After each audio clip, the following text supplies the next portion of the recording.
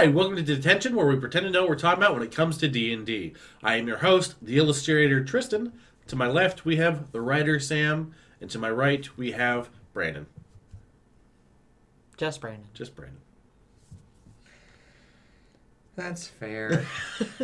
Oh, I'm sorry, you're right. And to my right, we have God Almighty Brandon. That's a little better. Nah, I like the first one better. Oh. So today we're going back into the topic of campaign building. Now, we've touched on this before. We're going to kind of delve into a couple of other topics as far as when you're trying to build a campaign or a one-shot or kind of just dabbling in that whole DM The behind the scenes of a DM. So last time we talked about three topics. We talked about the world, the story, and then incorporating characters' backstories into that world. Today we're going to kind of talk about the world type, NPCs that you would put in that world, and then kind of how you would start to look at encounters that you would put in that world for your players to run into. And again, this is a topic that I don't have a vast amount of knowledge in because I'm not a DM. You should try it sometime. Maybe later. Hey kid, you want to buy some DM? No. Give it a try. No. Give it a try, you'll get hooked. Try it, you'll like it. I believe now. So this is where we're going to rely kind of on you guys to kind of talk about mainly from your guys' perspective as DMs on these certain topics. So why don't we start with the world type? Now we've talked about how you kind of start building that world. So this kind of delves into a little bit more of picking that world into a certain direction. Yes. So there are many ways to do world types. There are many different ways you could just pre-gen a world using something online. You can hand draw yourself and plan it out like that. But there are things you need to take into consideration when making your world and thinking about how the world function as a world if you're trying to make a cohesive universe to expand in. Because if you want to decide between the big ones are, magic usage and items of that nature, how wealthy, the diversity, the civilizations, and we'll go through all of that and what they mean and how cohesiveness in it really brings your players into the world rather than just being sporadic this town has a bunch of stuff in it, that one doesn't.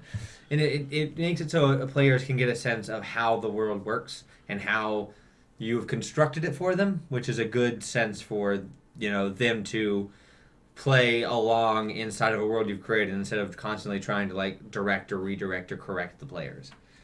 So how do you handle this type of stuff? So, I think when I think about as far as it comes to magic or having is there an abundance of magic in this world, I usually try to break it down, and sort of be okay, well, which areas do I feel in this world have an abundance of magic and which ones really don't. So I kind of start there, and then based off of that is how I kind of base everything else. Because if you're in a world that maybe has an abundance of magic and magic items, then you're probably not going to, give your players too much maybe money. You might sort of lower that. Whereas if you're in an area where that's lacking in magic items, then you're going to sort of up the money. Yeah. Or if you want to be cruel and unusual, keep the money the same and make sure they have to save to get the magic item they want. Survivor horror. I mean, so I kind of think about it like that. So usually magic is where I start, and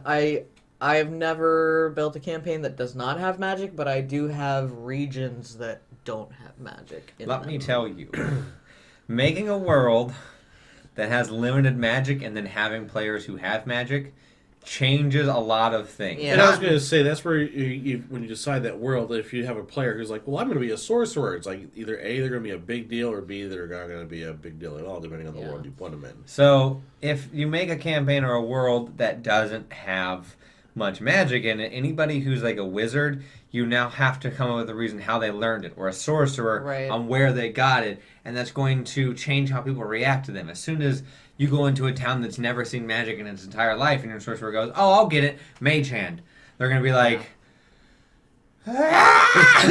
yeah.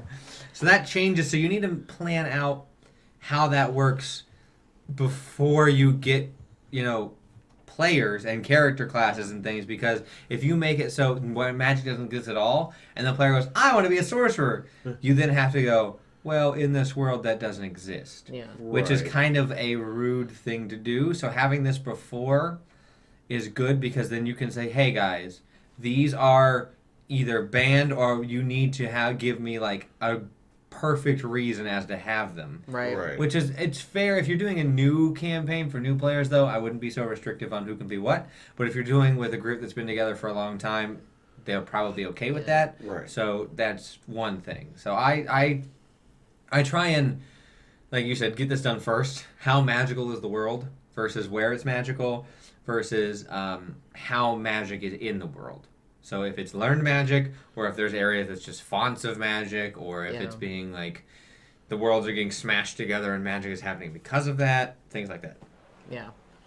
I mean, for me, like, breaking it down, like, you know, regionally, like, I don't think that there's... I think that it's entirely possible to do a campaign like that in a world that's without magic. I just think that in this type of...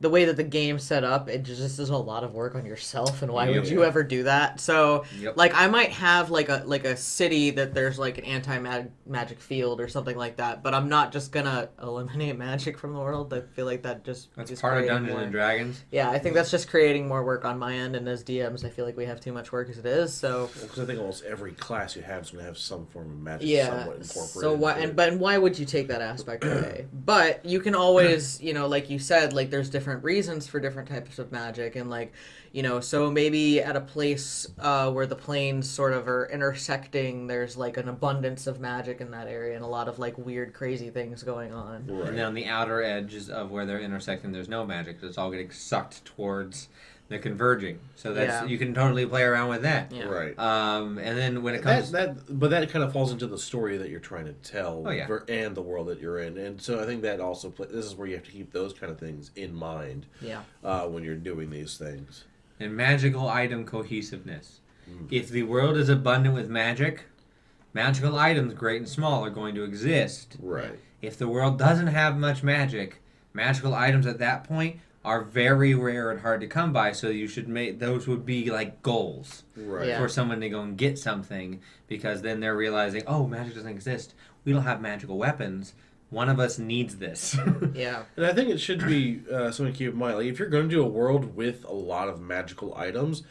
Balance. Yeah, balance. You're going to want to make sure that there's going to be a couple of magic items that do, like, the most useless things in the world. And your players will have to understand that not every magical item that they come across is going to be, like, some bomb-ass weapon. It's a mug of stirring. It stirs itself. Right. Stuff like that. Where, you know, it does small things. Where it's like, it's magic, but it's kind of like more mundane. Right. Or, you know, like you said, if there's going to be a lot of magic in the world and a lot of magic items, and there's just an abundance of them, I mean, there's no reason for them not to be expensive. That's exactly. And that's always how I've looked at it. Like, if you have an increase in magic items, make the decrease in gold. Make it a little bit harder to get them, because if they're all over the place and you can get them anywhere...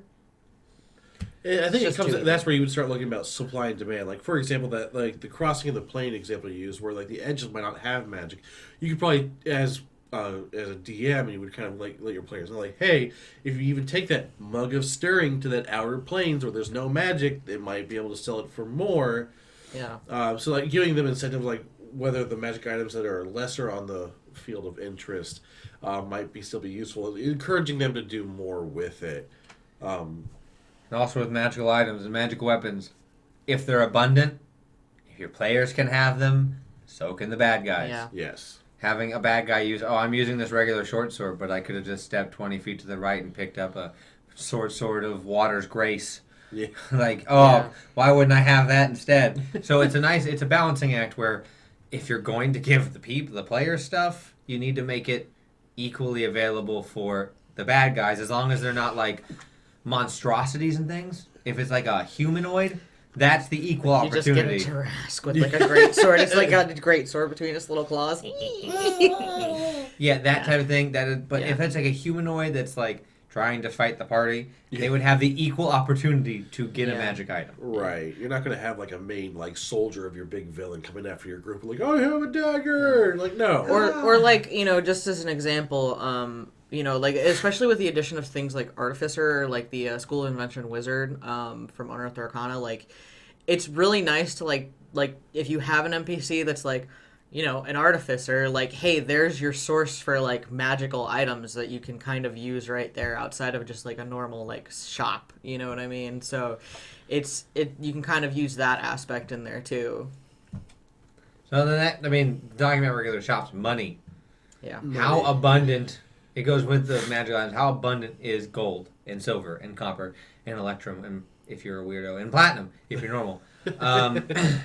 Because if you're in an area, if you're making your game so your players don't get a lot of money from encounters or from people, you shouldn't make the shop prices insanely high, because then you are pretty much just saying shops are useless, and that's not how economy happens.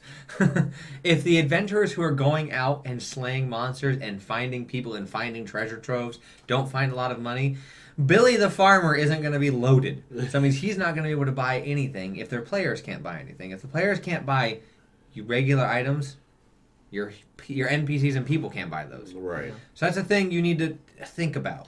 I mean, that also being said, this is also where you as the DM can sort of take a look at the economy and like what's available in the area and be like, okay, so Joe Schmo at the sword shop might be selling it for this, but that guy that like fences items for like the gang or something, like his prices are probably going to be a little different. So, you as a DM do have a little bit of like, the ability to change things. But yeah, if you're not giving your players a lot of gold, you don't want to like make it impossible for them unless you're just mean.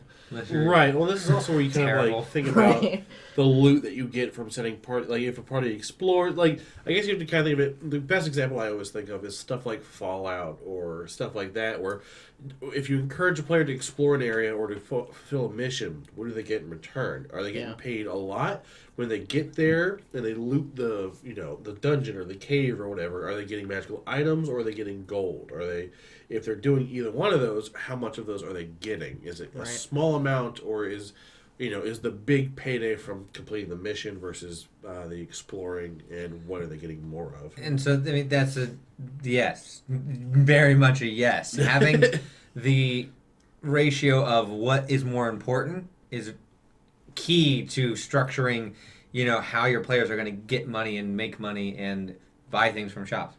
Yeah. Which then kind of leads into what we're talking about shops as civilizations and cities. Yeah. There are going to be wandering merchants. Almost every campaign has them because that's how people, sell things. Because convenience. But having a set civilization and how things work is very important, because it gives, I guess, that sense of realism. And then if they realize, I want to buy 20 daggers, but the city we just were, it was 10 gold, and here it's 8. Like, that's an unreasonable amount of money to ask for that anyways, but... I was like, man, this is a price of daggers. Like, stuff like that, though, is important, because then your players can get a sense of, if they need to go somewhere for something specific, they can figure out where to go. Yeah. Right. So how do you do that? I mean, like I said, I sort of start it. Honestly, when it comes to stuff like that specifically, I base it around more like, what is the general area like? Like, is this a more like impoverished part of the world, or is this like a more war-torn part where maybe items are harder to come by, or is this going to be like a more lavish, like aristocratic part, like are things going to be expensive, or is there that right equality of supply and demand, like, and it's just like normal average prices? So I think that's kind of how I base that type of stuff around. And part of that comes down to the structure of the city itself. Like, is it like a monarchy? Is it like, an aristocracy, an oligarchy? Like, and I look at that and then I base the economy based off that. See, I think this is where, like, you have... all of these things tie into one another, like, a great deal. So this is where, like, I would think that this is where you're trying to figure out the story and the world that you're trying to tell and build. Are you going to have a world that's essentially post-apocalyptic, where most of it is barren, where cities are few and far in between? There might be smaller settlements, but is it mostly a barren plan, so you have to use your resources better? Or is this a world where there's a city every mile, right, and there's the rarity is like the deserts and stuff like that? Sometimes it can be both. I mean, depending on how big your world is, you're or which gonna find continent that you're on and stuff like that. So figuring that out, and you and I agree, I like to figure out where it sits. If the town sits in the middle of a desert and it's flourishing, why? Yeah. How? There's some reason. If it's sitting in the middle of a dense forest and they're poor. Why? How is it affecting things like that? Yeah. And so that will set, if you like figure out how like the city is existing, that will kind of set the price for things. That will set how money is made, and if there's an underground trade, or if it is a a monarchy or a theocracy or something like that. That'll also set, because if it's a theocracy and it's all religion, having more arcane and like non-religious things will be harder to come by, Yeah. therefore more expensive. Right. I think about it like this. So I always like to start with my big cities first, because I feel like the big, large cities in the world are going to have the most variety, because there might be areas of those cities that are more impoverished than others. There's going to be areas where certain things are maybe looked down on. A city is more likely to have more laws and rules. So I usually start with my big cities and then work out. See, I start with where the players are going to start, and then build from there, because it's the most likely they're going to interact with, and then build from there. It's easy to, if you've been doing it long enough, it's easy to make a city, because there's city types and tropes that you just have, that you know what they're going to be like, and you just go, that's this, that's this, that's this, and then you tweak based on what's happening in the world and whatever you're building. But I like to start where you guys are, because then I spent 2 hours building a bunch of big cities, but now we're getting ready close to the session, and the city and therein exists. But once again, this is like the difference between you and me, where like I'm like, look at my world and I'm like, I know everything that's over here and all of the structure types of everything. Meanwhile, you guys are still back on like square one. Yeah, I know. Like, I start with square one and make that so you guys can, because if it's a new campaign with new players, especially, I try and do it so it's they have, if they want, they can spend time exploring that city for a long time. yeah. And it will be fine, because that'll be a fully fleshed out city. Or if they want, or a town where if they want to do smaller quests based on there, or if they want to leave, there's an area around that is cohesive. So that's how I do world type building in a sense of scale in relation to players and the whatever the story is and things like that. Yeah. But I think another thing that, when you're building the world is also to think about like different planes, and like, are there certain areas that like, can automatically teleport your people to another plane of existence, or are there areas where, the planes like intersect? Like, I think that's important to keep in mind too, especially if you're doing like a heavy magic campaign. Like, that's Right. real How consequences. likely are they to interact with these other planes as well? yeah. The most common one's the Feywild. How We'll see how half the races are connected to it. Like the just- Fey, Yeah. Yeah. So how abundance, and this plays into how civilizations and what races and what like classes there are and things like that within these civilizations. Because if you're not connected to the Feywild, a good majority of your races are going to be rare Yeah. and unheard of. So that would cause different things in the civilization to exist, whether there's an upper, lower, middle class. If there's, God forbid, it happens in a lot of D&D stuff, racism, where it's just like, you guys are a bunch of gross goblins. Get out of my city. Yeah. Things like that. So it that all plays into making, and the end, whatever the end goal is, it's a believable world. Right. Making something that if your players sit down and where someone would be teaching them a history of, it would make sense. Not be like, well, Gargok the Fourth did this thing, and like that. It has like cohesiveness. Yeah. And part of those of cohesiveness are the incorporation of the people that inhabit the world, which would be NPCs. The non-playable characters. Yes. So that is everyone who isn't a player. This is the DM. Yeah. Yeah. This is everything This that is you do. this is the DM. This is what you do most of the time. It's like the 80s sitcom where it's like the music and it's like starring DM. Everywhere you look. Starring DM. Everywhere you look. Starring DM. That's your Yeah. NPCs. You're like- if the town goes, oh, you see an old lady, and they go, I want to talk to the old lady. You immediately got to be like, All right. There's no all right, way here's an old to- lady, and like things like that. Or if you want, you can be limiting on your descriptions of who's around to match who they can talk to. You can say it's a bunch of random folk, and then describe one or two people. But then you run into the players. They're like, I want to talk to a random person. And then that's when I already have a solution to that. They don't respond and they walk away from you because you're a stranger approaching them randomly. It's a criminal. Exactly. So you can easily do that. But NPCs are very important. Yes. Because you can't have real much plot. Yeah. You can't have a world without people. Well, they're kind of like They're like plot devices. 75% of your planet is going to be Yeah. NPC they players. are the population. They're They make gonna- the world go round. They're going to be Bill the farmer and Garther Snatch, the Eldritch Mage. They're going to be Bob, who owns the shop down the road. They're Exactly. going to be the noble who runs the entire country. It's all important to know, and thinking of how they fit on the alignment scale and how they're going to react to the players. If the players are relatively unheard of, most people are going to be like, "Oh, hello, stranger." Hello, Yeah. person. Like, I don't have a reason to not trust you. I don't trust you, but I don't also Yeah. hate you.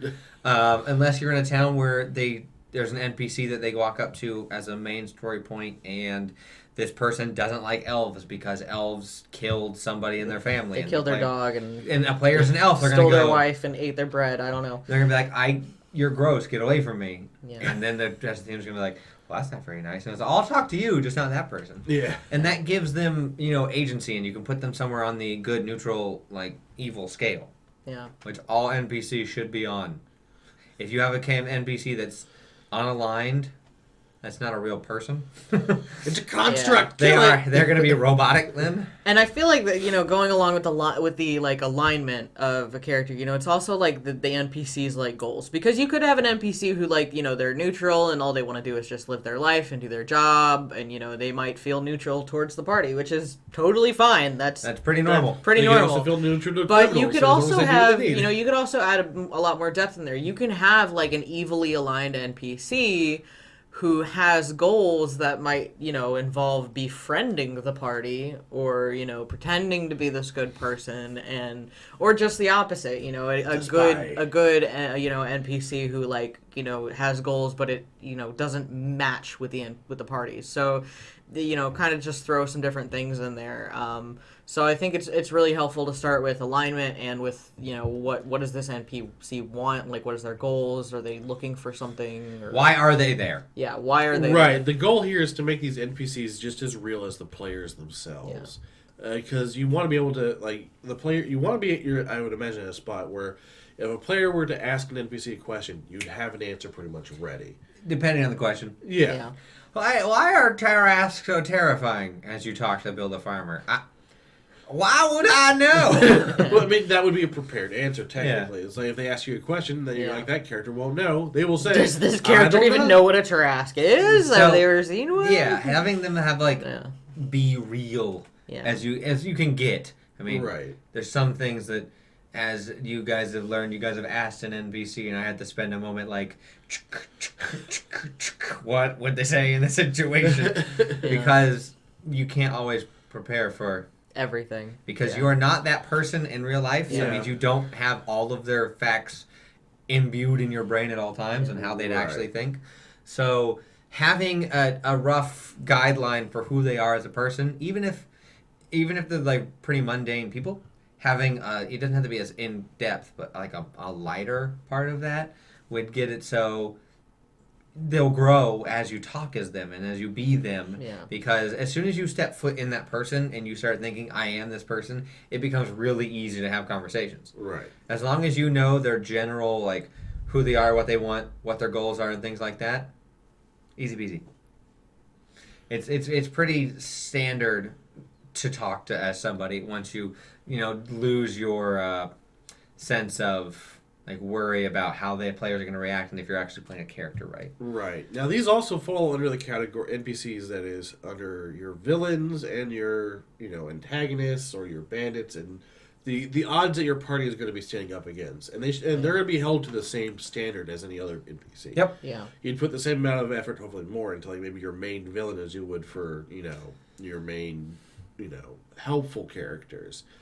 Imagine it's the same thing where you got to make them as quote unquote real as possible to you and prepared for them to react a specific way. Yeah. Whether it's this character doesn't like the party already, and so a smart remark has them react violently, or Yeah. I think it's also important too, and the Dungeon Master's Guide points this out, is like, the way that the NPC interacts with the characters isn't going to be static based off of events. Like, there's going to be some sort of ebb and flow. They may start off like really liking the party, but certain things that the party does might just make them hate them. And you could have somebody who starts as like a good to the party NPC who turns out to be like a good but really pissed off, like hates the party NPC. Because this is not an RPG game where you walk up and the shop owner is like, "What do you need?" And then you punch the shop owner and they're like, "We're out of stock. What do you need?" And then you punch them again and they're still like, "How can I help you?" That's not how this works. Put a bowl over like, their head and steal all their stuff. Yeah, that's not how it works. No. Or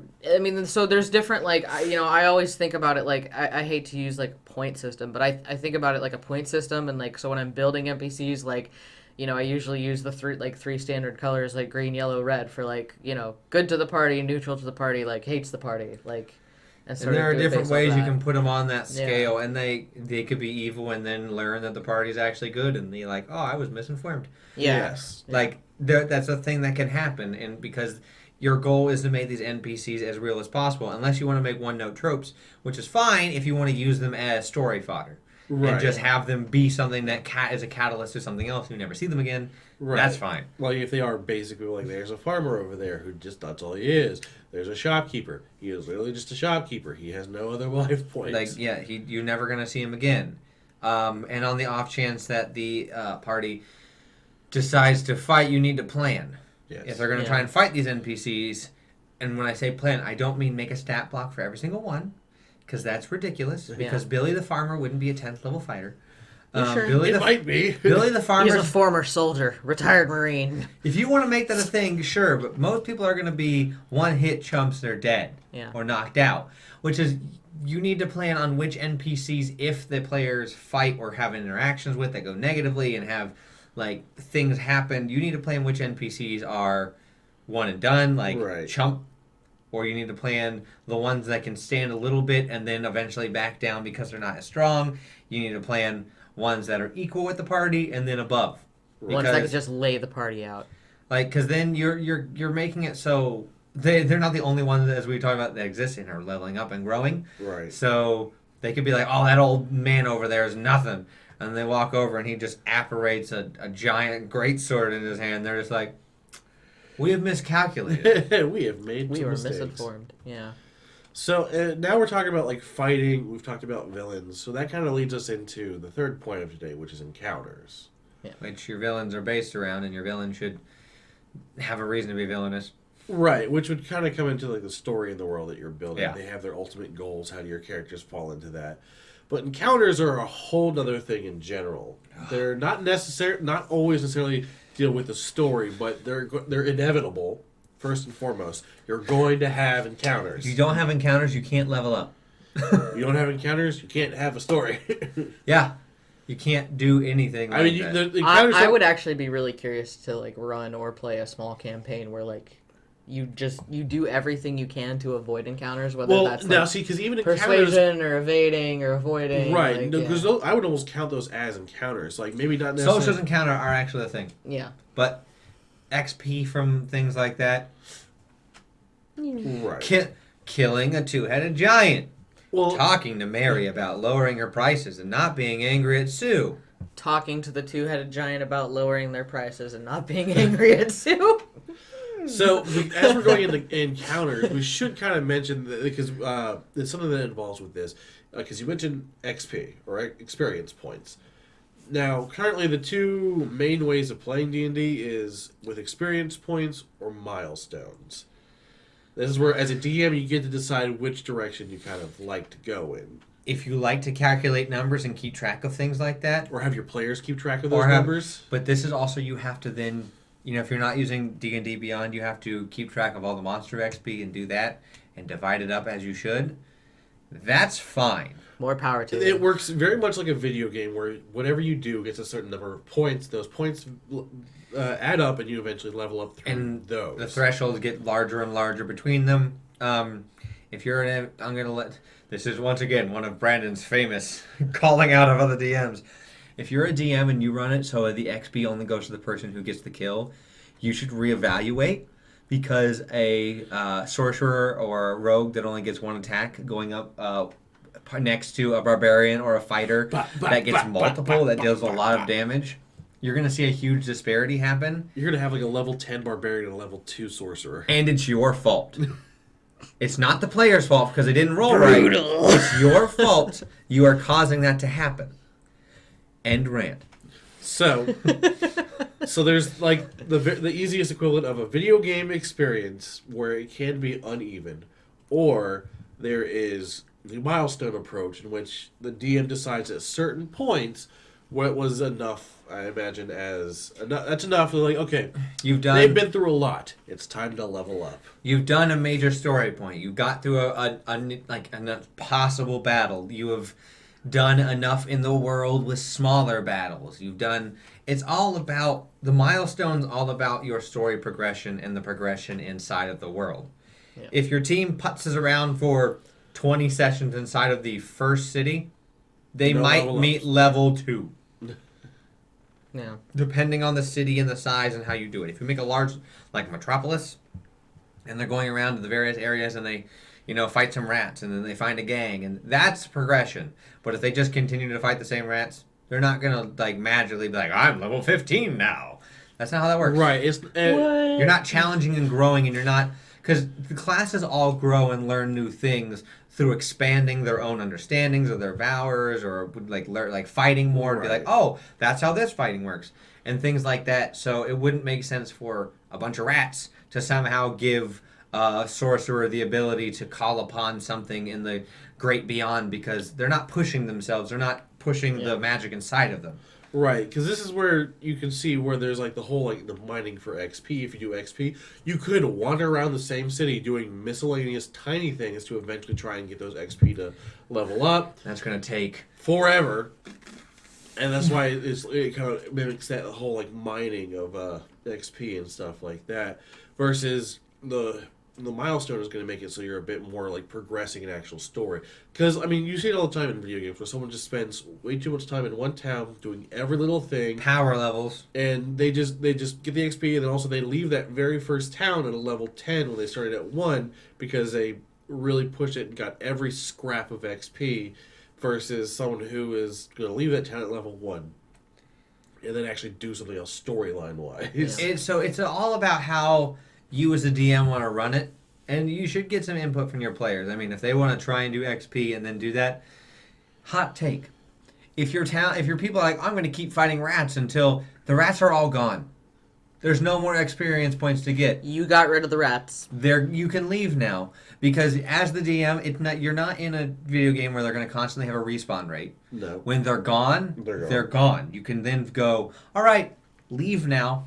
And they're going to be like, but I want to get more experience. And you go, there's none left. No more rats. So that's where, if your players plan on doing that and trying to purposely metagame and ruin your story, you have the ability to go, see ya! Yeah. So encounters. Encounters can be both the social version or the full-on battle version. And that's where there's a lot of thought putting into it as far as... So that has to do with leveling and doing encounters, and you got to think about the lethality of an encounter. There is, technically, if you want to use, a scale, and D&D Beyond has this, trivial, easy, medium, hard, deadly. This would kill Tiamat. Tiamat is a CR 30, which is the highest CR you can get. You need to think about, before you make an encounter, the range and level it's going to be. Right. Because having hard encounters is great and everything, but not every encounter is going to be a fight for the players' lives. Right. Because if that's the case, everyone in the world will be dead at this point. Basically. Because this is where you're gonna decide which ones are so trivial. If someone tries to fight your level 15 fighter in a bar, who's got feats and fist fighting or something. You don't need to roll initiative for that. No, it's just he swings at you. He misses. You hit him, he's unconscious. Having it that trivial is a thought you can have. And that's where I imagine you got to be prepared. You'll plan the big ones for sure, but there's going to be ones where you'll be like, all right, like where you're calling on the fly, like if a player starts a bar fight. That's yeah. And if you want to make encounters that you want to empower your players to be like, you grew, throw an encounter at them that they had previously that was hard when they level up when it's easy. Because then your players will be like, wow, those guys that we fought before like almost took us down, but we crushed them this time. Things like that will really make it so your players feel a sense of progression. Right. And like growth within them. So when it comes to also doing encounters and their lethality, you also need to plan like reasons.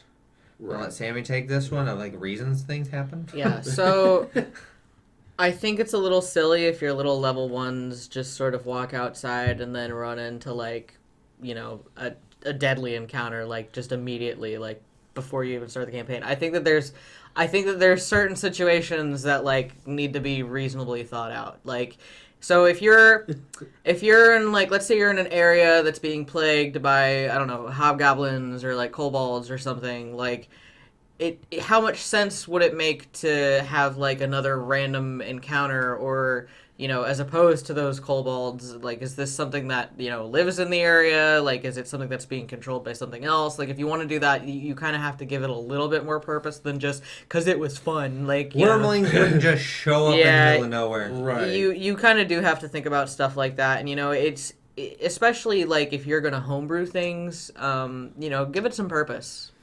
Yeah. And like planning on where you are, this is why having the world and its like regions and civilizations plan helps. Yeah. Because if you're in a city that's deep in the mountains, you wouldn't be fighting a kraken. That would make literally I'm pretty sure krakens live well, in nests and in that's top where mountains. you as DM, I imagine, get to make that choice. Let's say you're up in the mountains and there's the myth of an ancient pool of water that harbors a great beast. That would be different than randomly stumbling upon it. Right. Yeah. So that's where I would imagine, like, you as a DM, by all means, you're allowed to put in those fun encounters, but first and foremost, you might want to communicate with players, you know, when they hear about some of these things, like, you're not ready for that. Or I even have an NPC be like, I know you're strong, young one, but not that strong yet. Like, kind of like, let them know. Because, again, I always make the allusion to stuff like Fallout or stuff like that, where you'll pick up a scrap of paper and it's like, over at this coordinates, there's a cave with a giant beast. It's like a mutant deathclaw that's huge. And you're like, I'm not ready for that fight. I'll go back to it later. Yeah. So, I mean, if you look at the monster manual, it'll let you know where monsters and different enemies are common. Yeah. There's urban, Arctic, Underdark, forest, coastland, like things like that. All of those things are categorized like that for a reason. Right. And if you're gonna fight something that's outside of its area, have a reason. Yes. Yeah. Like, why are these Arctic wolves being pushed from the like Arctic tundra here to our grasslands? Like, what's causing that? Because they wouldn't just appear. Like, you gotta plan that out and have an aspect to it. And if you warn your players and they decide to still go fight the whatever monster it is that you told them you'll die, you warned them. Yes. Yeah. I mean, and this is where, like, as a DM, you can allow your players to make that choice. Like, maybe they're not quite at the level to fight the ancient kraken in the pool in the mountain, but they're up there enough, and they're like, "This is a deadly encounter." We've got to make this a thing now. I like the idea. Mountain kraken. The mountain's actually just formed around his body. Yes. It's just his tentacles in the water and the mouth at the bottom. I'm stuck, guys. But like, it could be a deadly encounter, and your player's like, "No, I want to go fight that thing," and you're like, "All right, go do it." They could succeed somehow. It Unlikely, but yes, they technically could. it's unlikely, but technically they could. Real lucky. All natural ones in the attacks, and they got all natural 20s for 20 turns. It happens. But knowing, like, an encounter and making it and the reasons why, you also need to understand how to run that encounter. Right. And I'm going to pass that off again to Sammy to tell you how to run encounters. Yeah. So when you're running your encounter, I think it's really important to know exactly what you're running. You know, as a newer DM, this is something that I'm still learning, but like, you know, so anytime that I start planning an encounter and I start planning out the monsters or, you know, the NPCs or whatever, I need to sit down and do a little bit of research and kind of like, you know, get a bit more information on these creatures, because that helps me as a DM to run them in the encounter, knowing what their abilities are, you know, if they have any like legendary actions or layer actions or any sort of disadvantages, or anything like that. It just makes it easier, and it makes it easier for me to remember in combat instead of sitting there being like, oh yeah, I forgot these guys. They've got disadvantage in sunlight for like the last like 10 rounds. So, I mean, we don't expect DMs to be perfect. You already keep up on top of a lot of information, but it's a little bit easier if you know what you're throwing at your players instead of just picking something for its cool sounding name and its pretty colors. Because you can inadvertently make an encounter that doesn't work at all because all of their abilities and things don't mesh well, or you can inadvertently make an encounter that everything synergizes so perfectly that they lose. Oh, this is supposed to be a medium encounter, but then you look at the abilities and you're like, these all synergize, so I can like one by one pick people off. Yeah. So it gives you, based on their challenge rating and experience points, that's how levels of like challenge are done. So you also need to think, that's why planning the ability is very important. If you're fighting a spider that when it bites you can petrify you, and then another enemy has, if an enemy is petrified or paralyzed, they can instantly deal 20 d6 worth of damage. Things like that. That's some synergy that's just like, it makes sense why these things are together. Right. But then your players are It like, depends on if you want those players to actually do that. I don't think it's enough to plan an encounter solely based off of whether it's easy, medium, or hard. I think you also have to really look at what's going on in the encounter. Yeah, this is where you're looking at the world, looking at where your players are in that world. Who's affecting that encounter? Is it like the big baddie? Is it just they're in the wrong place at the wrong time? They're fighting some actual beasts or monstrosities that are just on their own. Are they ready for these fights in general? Yeah. Are you throwing, a bunch of extra stuff in it? That's another thing. Do your players have a lot of magic items that can make this easier for them? Do they have a lot of potions? And on the converse side, is this like a world where there's not a lot of guns, but all of a sudden you have 6 thugs with guns? Like, it's... Everyone's going to be like, how do they have that many guns? You have to kind of balance it in that way, too, because there's got to be some purpose or some reason for that. And maybe the reason's there, but you as a DM with the encounter specifically still have to take that into account because... 6 level 1s against like 6 1/8 challenge rating bandits, not that bad. But then if you give those bandits guns, they now have range when they didn't. Yeah, exactly. Right. It changes the tide of things, so you do have to balance that. And I imagine some of it comes down to encouraging what you want the players to do with that encounter. Like, for example, let's say your team has just traveled to another continent and they're not familiar for it, and then bandits all come out with guns. Do you want them to try and fight that out immediately, or are you hoping that, the characters will be like, hey, hi, we're new here. Those are guns. We're not going to fight you with guns. That's not, we're not ready for that, and see if they react better. Well, and part of that's knowing your NPCs, too. Right. It's about knowing, like, hey, are these people going to react to somebody surrendering, basically? Like, are they going to be like, what? That was the easiest we've ever done. Or that's where you think they're bandits, but they're actually guards, and they're like, oh, we're new. And they're like, oh, hi. Yeah. We thought you were Or are they going to be invaders. like, all right, but there's a sales tax in this town, you got to pay up, Right. I mean, This is where, knowing your players and seeing how they react, or even throwing in an odd line and maybe like, oi, who's that? And it's like, and if you're like, oh, bop, bop, we're like, okay, yeah, they're all going to shoot you now. Versus like, we're Bob and Jack and Jan and Tony. And this is all taking into account what your players can and can't feasibly do. Yes. If your players have the ability to hop around the world using magical items anywhere they so wish, you need to have the entire world planned. But if they're only able to go as far as their ship or their cart or their feet can take them, then you can plan and you don't have to worry about things like this sporadically happening. Right. Yeah. So I will have you all DMs at home watching this. If you give your players an ability to transport around your material plane, you now have to have everything prepared, whether that's going to kill the party or not. You need to have it ready. Yeah. Plus, there's always the ways of buying yourself more time. Let's say that they're walking across the continent and you haven't figured that out yet. That's where you can stretch out a session with the travel time. Or same thing with even on a boat, technically. You can do the same basic thing when they're on the sea for a while. You're like, oh no, now you're getting attacked by pirates. Like, all right, do a couple of sessions to try and get that way. You plan it out for yourself. And that's why they make random encounter tables for various areas. And I was about to bring those up too, is the random encounter tables. If you need it, you can roll random encounter, and it'll give you a challenge rating for the encounter. And if it's too strong and you're going to kill your people inadvertently, roll again. You could just not do it. Yeah, it's that simple. You're the DM. You can literally just go, nah. Or if you know you're going to be in an area for a while, like maybe your players are stuck on a continent, like you can build your own encounter tables and like make it so that each of them are reasonable as to why these things would be there, and they're all reasonable to the level. But And it gives it so a little bit of variety for you, so you can keep on your toes, but also for them. See, it's a lot of planning and knowing. Right. I mean, and this is again like we've mentioned before, where all of this is all just linked into everything else. All the encounters are like the world type, the world building, the story, the NPCs that are involved, The PCs that are involved, how they're going to interact with things. This is all their building backgrounds. towards. Yeah, everything is so intertwined because this is again a world that you're essentially building, and that's where a lot of people I think are so overwhelmed, which is why we've been trying to break it down into the pieces to see how they reflect one another, so you can at least start.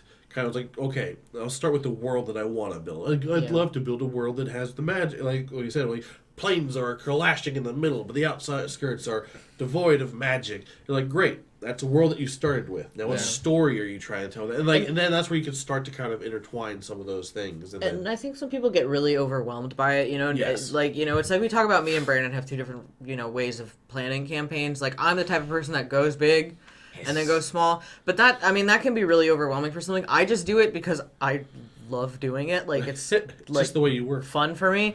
But, if it's hard for you to keep track of things, or if it's easier for you to start, small and then work your way out, so that way you don't have to keep track of all that, or you don't have like 1,000-page Word document saved onto your desktop or something like that, then, you can do that. Like, you don't have to like flesh everything out, but just get it enough that you have purpose and reason and, drive in the story. Like, right. Like, you can take it in chunks. Like, let's say you've come up with a big picture of the world, but your players are on this continent and they're going to stay there for a while. Yeah. Start with that medium and then work with there. And then you're like, if your players are like, yeah, I think we're going to leave this continent, you're like, all right, I can now start making sure that I've planned the rest of that. Yep. So it's all about understanding the feasible actions of a player can take. And let's say a player's like, I found a scroll of teleportation. I want to teleport to the other continent. And they roll natural 20 to do it. You are not obligated by the dice roll to actually do it. Yeah, first and foremost, you gave them that. You could put a limit on that thing and say, oh, you got an natural 20, and as you're casting it, you realize it says you have to be on the continent which it was forged. Yeah. No, there you go. Or I think You're this is a random side topic, but a lot of people with like the nats 1s and the nat 20s, just because it's like a critical success or a critical fail, doesn't mean that they get exactly what they want, or it doesn't mean that an impossibility occurs. Improbabilities. Well, this is where, as a DM, you get to make that choice. I think because if you've delved into D&D, you see enough of the memes and stuff. Like, I was like, oh, my dwarf is falling off the cliff. What do? I flap my arms really hard. All right, roll for athletics. And you roll, it's natural 20. Try another one. 2 natural 20s. Like, well, now you're flying. As a DM, I know that's where certain DMs have different styles. Like, this is where you could just be, as a DM, you'd be like, all right, you're flying. Or B, you'd be like, all right, with the flapping, you've done natural 20, you've managed to grab a branch that you didn't see. And then you've saved yourself, or if you're a sadistic DM, you go, you flap your arms so hard that you just whack yourself in the head, and you now believe you're flying, and you are passed out on the ground. Or there's the one where it's like you roll to attack the orc, and you roll a 1, you caress his body instead. He rolls to attack you. That's where you can be like ones. Either you could do the whole like, oh, it's funny as a DM. You could, especially with stuff like one shots, you can have that kind of fun. With campaigns, are more likely if you're a more realistic DM. Again, that's what the world you're trying to deal. Are you doing a world that's going to feel more realistic and rooted in actual actions, or are you going to be slapstick, or a slapstick world? ¿Por qué no los dos? Well, I mean, and that's an option. Where Moments can be, right. But it's going to have to be rooted somewhere. Yeah, you have to have your reality and then the stretch of that reality. So if it's slapstick, your stretch of that reality is true reality. If it's reality, your stretch of that would be slapstick. So that would give your players in those moments, if it's correct and it makes sense and it's right, to stretch the boundaries. And that's knowing your players as well. Yeah. And I mean, you kind of mentioned it before. You guys mentioned it before. As far as you might, depending on the situation, as a DM, you get to make that call of maybe fudging the rolls a bit. Maybe. What DMs don't do that? I don't know what you guys? Never. Never have yes, I ever. never. But like again, you are the GM. You get to make those decisions. If you somehow manage to accidentally make an encounter way harder than you meant to, and let's say you rolled a nat 20, and some boss is like, okay, he would just obliterate this whole team. Oh no, that wasn't a nat 20. That was a oh wow, look at that, he missed. Or oh no, a meteor came out of nowhere and crushed him. And if you're worried about players and things like that, plan the unexpected, plan the the unusual, but also plan, if you want, plan a rescue. Yeah. If they're in some fight and they have made friends, this only makes sense if they've like made connections. If they've made friends with somebody, that they're like, oh, be careful, I'll be hoping your safe return, and then bad things are happening in the encounter, you can have these people be like, I figured something was wrong, I'm here to help, and then be the tilt that either lets them narrowly escape and they're like, oh, or win and be like, oh my god, you're our hero. Well, and that's where, like you said, plan for the unexpected. Because even not necessarily having friends, you could have almost a contingency event. Let's say that you have a dragon somewhere that fights a party, and the party's starting to get really overwhelmed because you didn't expect him to go there. Like, maybe there's some guy in an airship who's been studying the area and knows that people wander into this area, and he's like, "Hello, grab the rope, get up here, you idiots! Hello, I'm Reginald Barfox, and I'm here to save you because that dragon's a dick, What's guys." His name? Reginald Barfa. Barfa. Barfing on what? That dragon. But I mean, so you could have again. He's there to save them from the mountain kraken. From the mountain kraken. Reginald Barfa. He's there studying the mountain kraken. There you go. And whenever somebody wanders towards it, if they start to get overwhelmed, he's like, "You idiots, get in the airship!" But yeah, it's always nice if you have like a friendly NPC or that one guard or something, right. to kind of be like, I knew you guys were out here, and this is a problem, so I'm gonna help you. Like I can hear your screams from 5 miles away. And you don't need to make this a constant thing. Don't always save your players. Yeah. Yes. If an encounter is made to be deadly, and it's going badly, and they knew it was going to be that way, you don't have to save them. No. Killing people is very sad and very hard to do because these people are their players and they don't want to hurt them. But that's a part of it because people die all the time. If you have no problem with killing an NPC that the players love, then you should have no problem with letting them kill themselves in an encounter. Right. Yeah, and this is where the discussion of stuff like plot armor or up to a certain level. My favorite is plot armor level 5 right. because that lets them learn their character, get their special, depending on the class, get their special, like, subclass, use it a bit, get a bit, and then it's like, okay, you have now gone through orientation. Right. Good luck. By the time they hit level 5, they should have a pretty good grasp on their class and their player, that they should kind of know what they're doing. Their own players' thoughts, wants, needs, abilities. Yeah. And that's especially if you're starting at level 0 or 1. And there's something to be said. There's some degree of you could do it till, like, let's say you start off as a 5 in a campaign. You could definitely do it like, okay, guys, here's the next 2 levels are plot armor.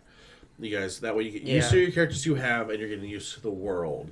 After that, you guys are kind of boned, but then as a DM, you get to make the decision with those players. If they're experienced players, you may not have to do it. Like, all right, guys, level 5, let's go. And if you're really not sure, then you can take it session by session. Yeah, that's true. If you believe that you're like, I'm not sure my players are going to be fine, and then you go and you play, and they're handling everything great, drop that plot armor. Get that out of here. Drop it on the ground, throw it in a furnace, and burn it. Yeah, if you've told them there's plot armor, and then you're like, they're fine. But if you don't tell, you can tell them or not tell them. If you don't tell them and you want to find out, they don't know. They don't know. Yeah. Like, what they don't know literally cannot affect the story for them because they don't know the story. But that we could continue this for a long time. So that's our 3 main points. I was gonna say, I'm sure we'll come back to campaign building in part 3. If you have any suggestions on what you want us to cover, please let us know. We want to talk about things from a new DM, a seasoned DM, a non-DM, so we can give those Normie. insights. Yeah, you filthy player.